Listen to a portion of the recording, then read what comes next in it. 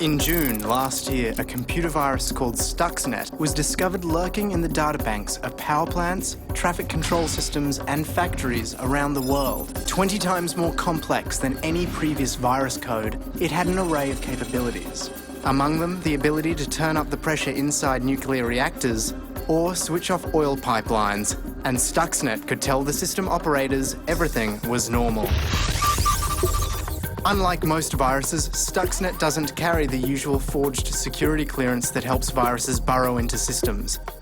It actually had a real clearance, stolen from one of the most reputable computer technology companies in the world. It exploited security gaps that system creators are unaware of. These holes are known as 0 days, and the most successful viruses exploit them. The details of a 0 day can be sold on the black market for $100,000. Stuxnet took advantage of 20 0 days. But once it got into a system, it didn't always activate. Buried deep in the Stuxnet code was a specific target. Without that target, the virus remained dormant. What was it looking to shut down? The centrifuges that spin nuclear material at Iran's enrichment facilities. Stuxnet was a weapon, the first to be made entirely out of code.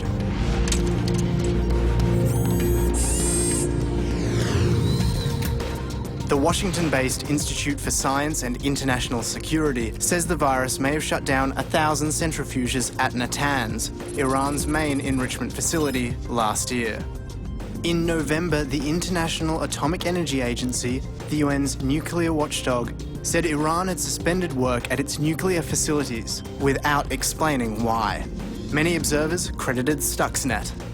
Last month, the Iranian government conceded the virus's infection of the Bashir nuclear facility, still under construction, meant that switching the plant on could lead to a national electricity blackout. Iran has responded to the attack with an open call for hackers to join the Iranian Revolutionary Guard and has reportedly amassed the second largest online army in the world. So who was behind Stuxnet? There's no evidence beyond rumour. Some have it that Israel is responsible because the virus code apparently contains references to the Hebrew Bible.